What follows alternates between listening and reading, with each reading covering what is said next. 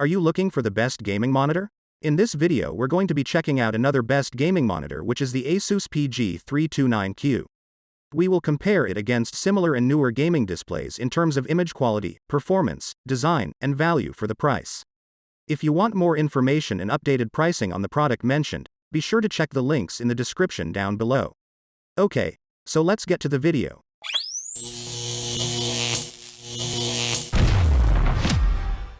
Let's talk about image quality. The monitor is based on an IPS panel developed by Optronics with a rapid 1 millisecond GTG response time speed, 178 degrees wide viewing angles, a 1000 by 1 contrast ratio, a 400 nit peak brightness, and 10-bit color depth support via dithering. Its backlight is enhanced by quantum dots, which make for the impressive 160% sRGB color gamut. Although ASUS only quotes 160% sRGB and 98% DCI-P3 color space coverage, it actually covers 99% of the Adobe RGB color space as well. This allows the monitor to produce blue, cyan, and green shades that can't be found on the more common DCI-P3 wide color gamut displays, which usually have a specified color gamut of 125% or 135% sRGB. When viewing regular sRGB content, most games and web content, the native 160% sRGB gamut of the monitor will result in oversaturated colors. Thankfully, there's an sRGB emulation mode that restricts the color gamut to 100% sRGB, allowing you to view sRGB content the way it's intended. However, the sRGB mode doesn't allow you to adjust the brightness. So, you'll be locked to around 160 nits in this mode, which will probably be fine for most users, but perhaps too bright for others, especially in dark rooms. The ASUS PG329Q monitor is also factory calibrated at Delta E2, which makes it suitable for professional color critical work out of the box. Further, QHD resolution looks great even on 32-inch sized screens.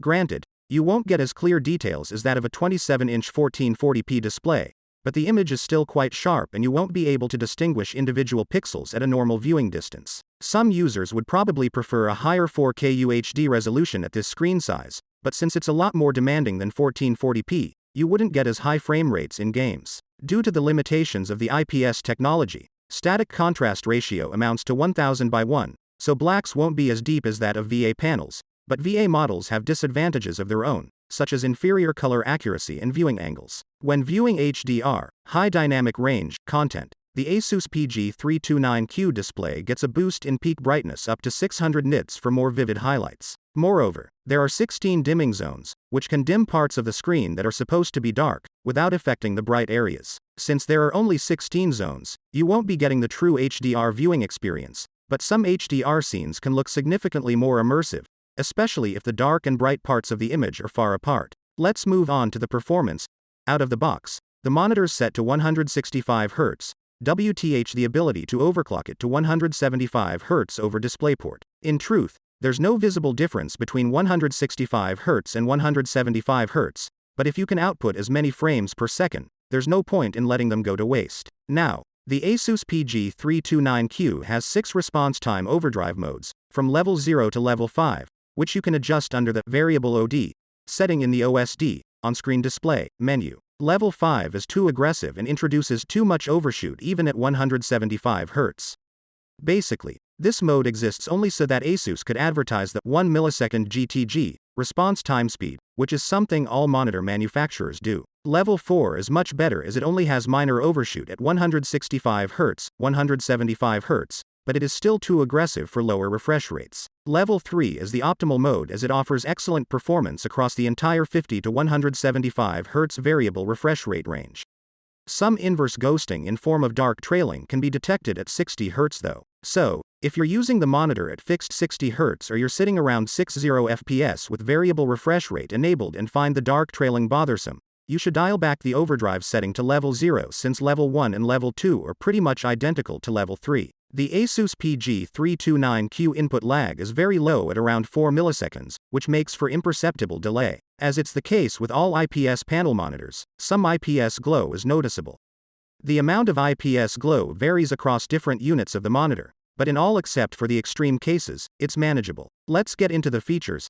The ASUS PG329Q supports AMD FreeSync and it's certified as G-Sync compatible by NVIDIA via the 452.06 or newer drivers, ensuring flawless VRR performance up to 175 FPS over DisplayPort. The supported VRR range amounts to 50 to 165 Hz or 50 to 175 Hz when overclocked, but below 50 FPS. LFC, low framerate compensation, kicks in to keep tearing at bay via framerate multiplication. Naturally, you can't use G-Sync compatible over HDMI on this monitor, but FreeSync is supported with a 48 to 144 Hz VRR range. According to ASUS, the PG329Q also supports the 1080p 120Hz mode on the PS5 and Xbox consoles, as well as 1440p 120Hz on the Xbox. In addition, the monitor supports ASUS exclusive ELMB Sync backlight strobing technology that allows ELMB, extreme low motion blur, to be used at the same time as FreeSync, G-Sync compatible. This prevents image duplications caused by frame refresh rate mismatch,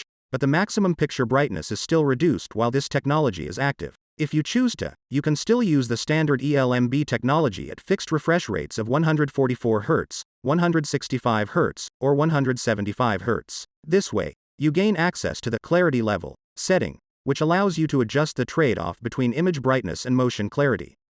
There are 5 levels, from 1 to 5. Level 5 offers the clearest motion clarity, but it has the lowest brightness of approximately 100 nits. Level 3 has a bit higher brightness at approximately 150 nits, while level 1 sits at around approximately 190 nits. You can also adjust the clarity position setting.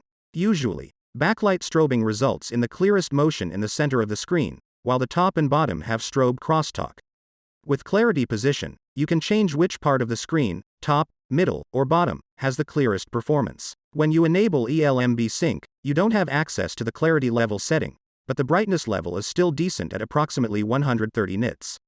All in all, ELMB Sync can notably improve motion clarity in fast-paced games as long as your frame rate is over at least 100 FPS. The OSD menu is well organized and easy to use thanks to the directional joystick placed at the rear of the monitor. Noteworthy features include ASUS Game Plus, on-screen crosshairs and timers, a refresh rate tracker, and a sniper feature that enlarges the pixels around your crosshair, and game visual. Various pre-calibrated picture presets, such as racing, FPS, MOBA, RTS, RPG, sRGB, etc. You'll also find the shadow boost feature, improves visibility in darker scenes, and advanced image adjustment tools including 3 gamma presets, 1.8, 2.2, and 2.5, saturation, and picture-in-picture, picture-by-picture. The backlight of the monitor is flicker-free and there's an integrated low blue lighter filter.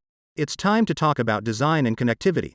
The stand of the monitor is sturdy and offers a decent range of ergonomics including up to 100mm height adjustment, -5 degrees, 20 degrees tilt, and plus or minus 25 degrees swivel. You cannot pivot, rotate the screen though. The screen has a matte anti-glare coating that eliminates reflections and it's VESA mount compatible, 100 by 100mm. You'll also find Aura Sync RGB lighting at the back of the monitor, the ROG logo. Connectivity options include DisplayPort 1.2, 2 HDMI 2.0 ports, maximum 144 Hz, a headphones jack, and a dual USB 3.0 hub. Note that due to the DisplayPort 1.2 limitations, the monitor is limited to 60 Hz at 1440p with 10-bit color depth by default. You can create a custom resolution for 120 Hz. For 144 Hz and over, you'll need to drop the color depth to 8-bit.